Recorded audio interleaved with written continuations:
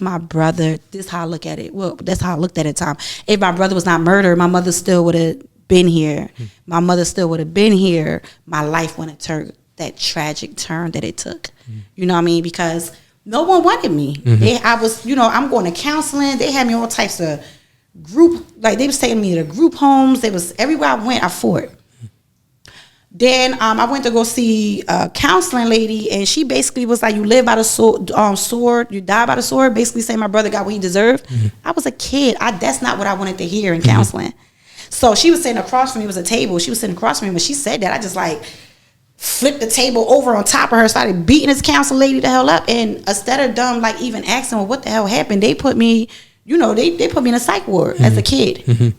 They put me in a psych ward, and now I'm in there like I'm the villain, like I'm the problem. So I'm in there with a bunch of people, and some people did have emotional issues, but some people was really turned up in there. So now I really got to turn up because I have to protect myself. So I'm in there fighting every day. Every time I turn out, they put me on. They put me in this secluded area, which I think half of the things they was doing back then, I don't think it was legal, and I don't think they do it now. Because they was putting me in a padded room for 48 hours.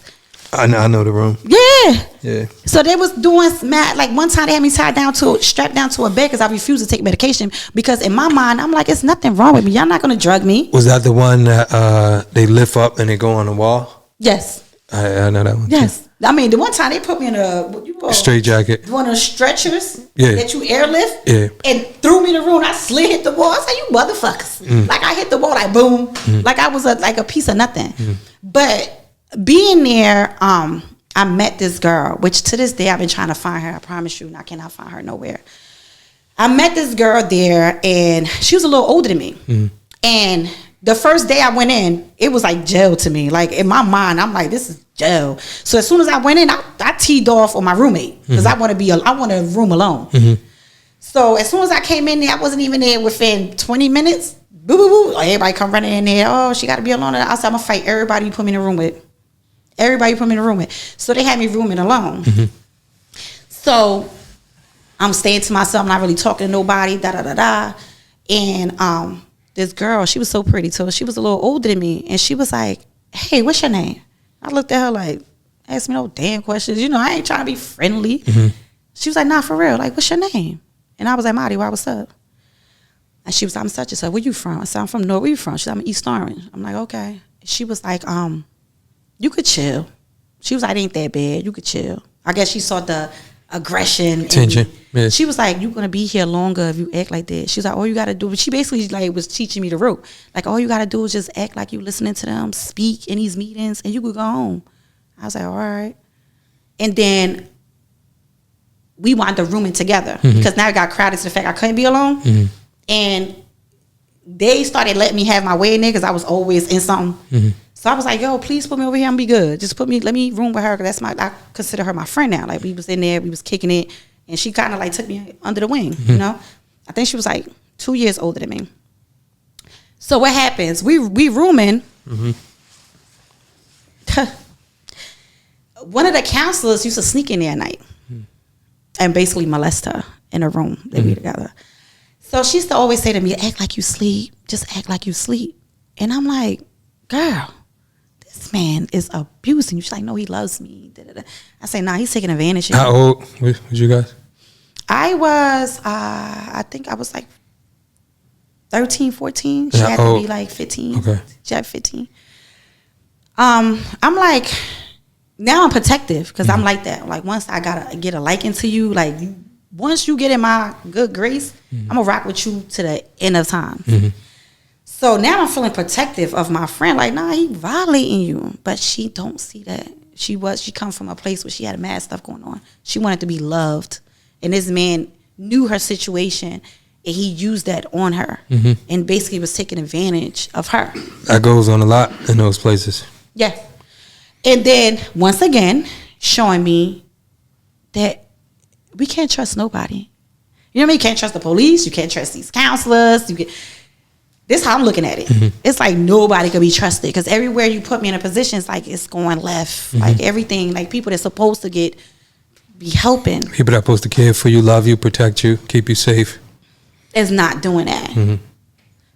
So I kind of like really felt bad. So one day, I was like, fuck that, I'm not playing sleep no more.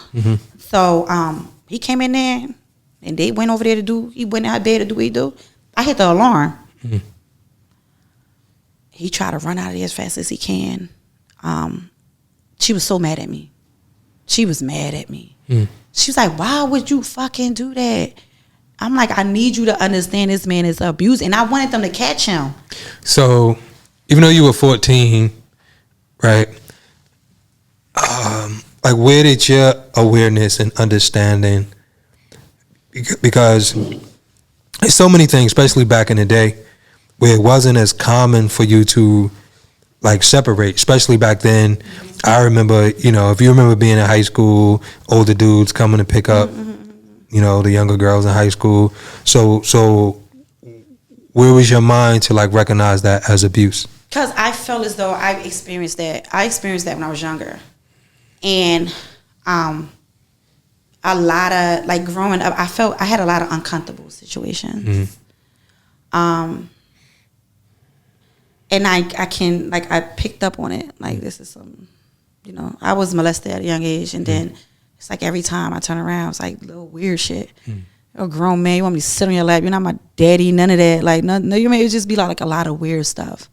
And, you know, when I was younger, I was like real slim, short. My father's Ecuadorian, my mother's Puerto Rican. I had a very long jet black long hair. And they used to always be like, oh, you're so pretty. Come here like a little Indian. And da-da-da-da, and da-da-da-da. That's what I be saying. Like, sometimes the terms, I'd be like, maybe like an Indian, because it's like something that was in my head, put in my head.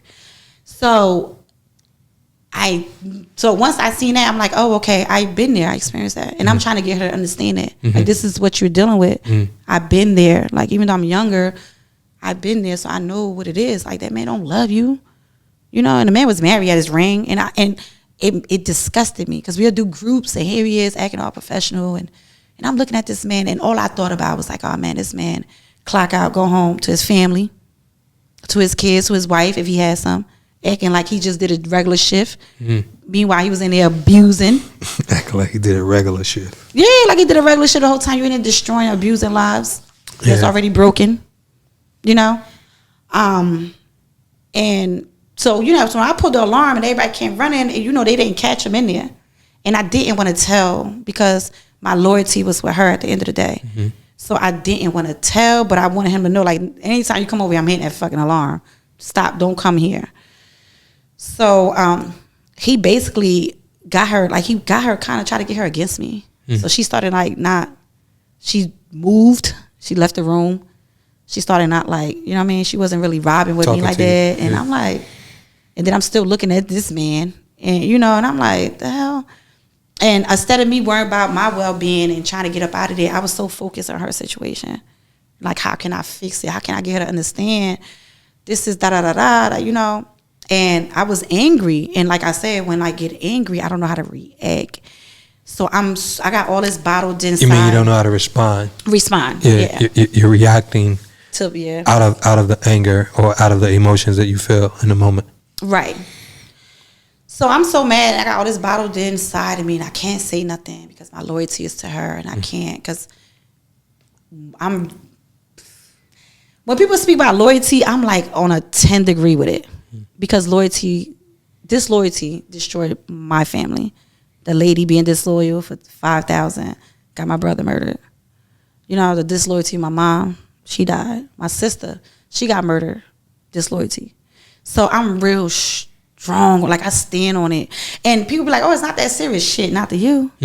To me, I take that to the... So if you do something like little disloyal, to me, it's going to be like the biggest thing you could have possibly did. So that's how I stand on it. I stand 10 toes on that. So, like, regardless of what we was going through, regardless how young we was, my concept of thinking was of that.